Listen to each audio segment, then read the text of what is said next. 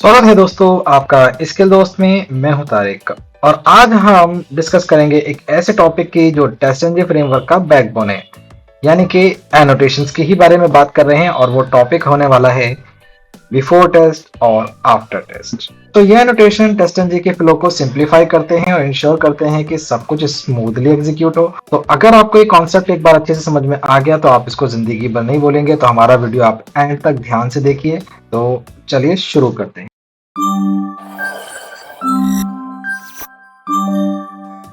तो सबसे पहले समझते हैं कि इन एनोटेशंस की बेसिक डेफिनेशन क्या होती है।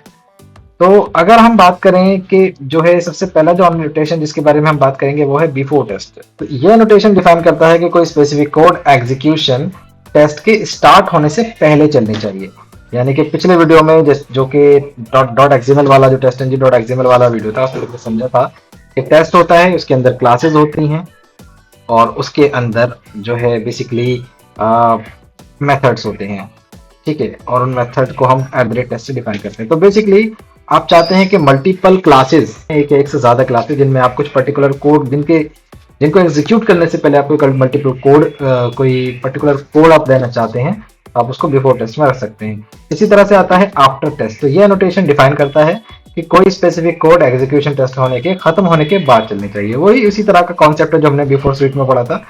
तो इन दोनों का काम एक टेस्टिंग प्रोसेस के सेटअप और टियर को हैंडल करने का होता है।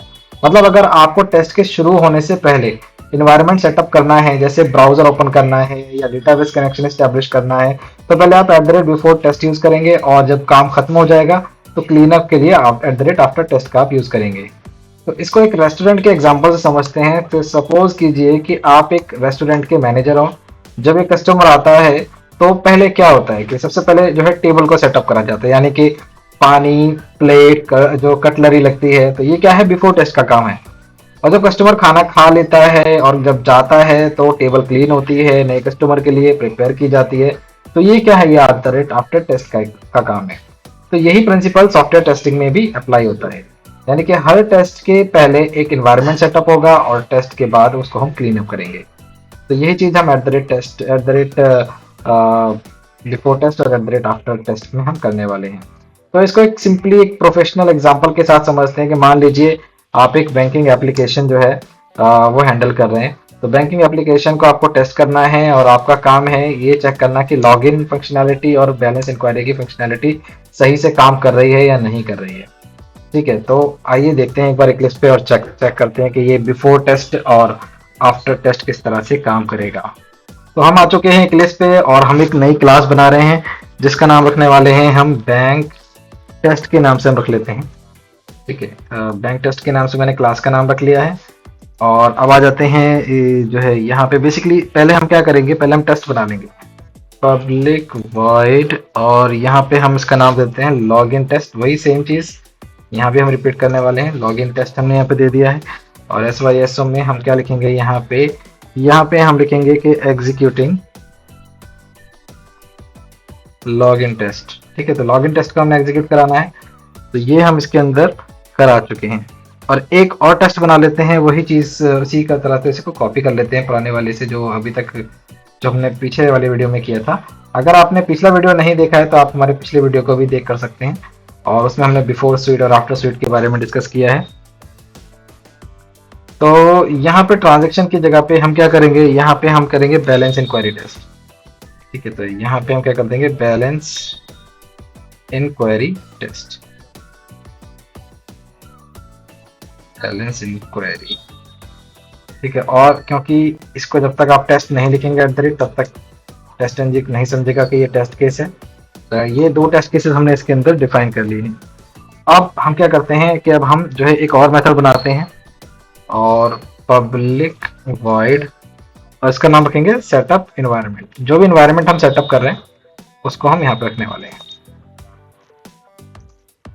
ठीक है, तो यहाँ पे हमने इन्वायरमेंट सेटअप कर दिया है और इसका जो है बेसिकली इसमें एक हम कोड लिख लेते हैं सिंपल सा कि लॉन्चिंग ब्राउजर।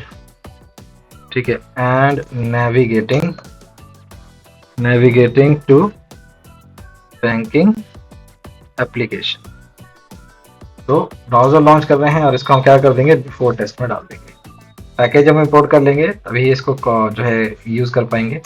और इसी तरह से एक मेथड और बनाते हैं, पब्लिक वॉइड, और यहाँ पे इसका नाम हम देंगे क्लीन अप एनवायरनमेंट।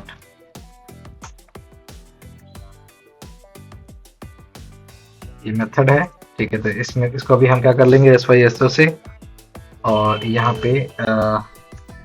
पे लिखते हैं हम कि क्लोजिंग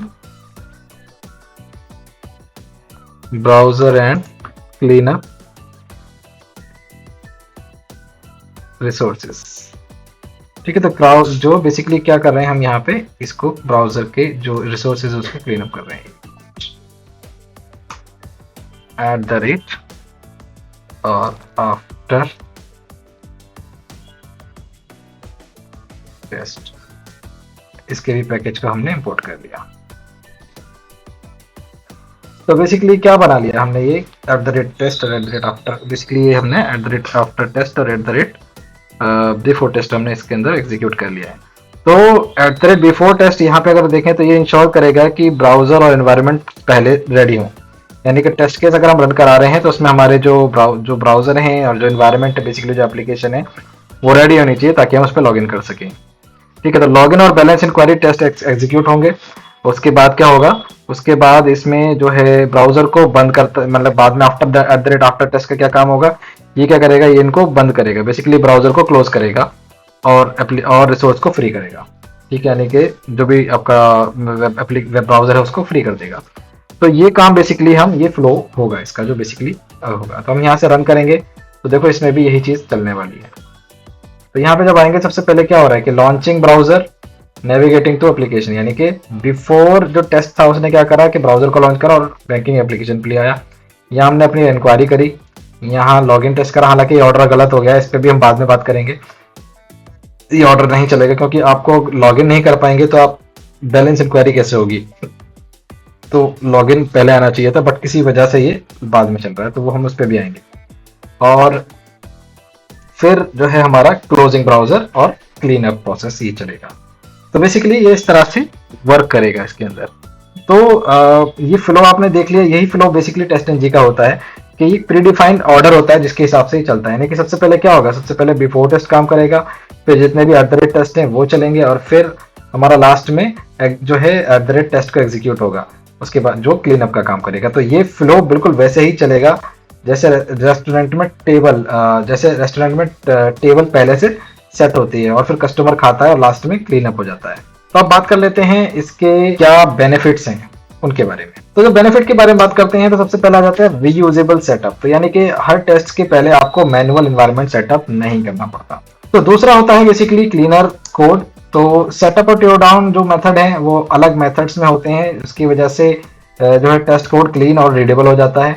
तीसरा होता है टाइम एफिशिएंसी, यानी कि पैरेलल एग्जीक्यूशन जब आप करते हैं टेस्ट केसेस का, तो उसमें एनवायरनमेंट हर थ्रेड के लिए एफिशिएंटली सेटअप और क्लीन हो जाता है, ठीक है। तो वो एक दूसरे को प्रॉब्लम नहीं देता है। अब समझते हैं कि प्रोफेशनल एनवायरनमेंट में बिफोर टेस्ट और आफ्टर टेस्ट कैसे यूज होते हैं। तो एग्जांपल के लिए सोचिए कि एक फाइनेंशियल एप्लीकेशन का रिग्रेशन टेस्ट आपको रन करना है। तो आपको पहले डेटाबेस से फ्रेश डेटा फैच करना होगा जो सेटअप का काम है, ठीक है, और टेस्ट के बाद डेटा रोलबैक करना होगा जो टीयर डाउन का काम है।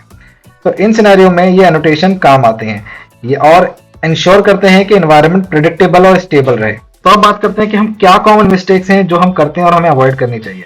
तो कॉमन मिस्टेक्स जो होती हैं कि अननेसेसरी सेटअप। तो अगर हमें किसी एनोटेशन की जरूरत नहीं है तो हम उसको जबरदस्ती उसको जो है हम अवॉइड नहीं बनाएंगे और उसको हम अवॉइड करेंगे। अननेसेसरी सेटअप, ठीक है। तो अननेसेसरी सेटअप को हम अवॉइड करेंगे, उसको हम नहीं बनाएंगे। जरूरी नहीं होता है कि हर बार आप जो है हर एनोटेशन का यूज करना पड़े आपको। दूसरी चीज होती है रिसोर्स लीकेज। तो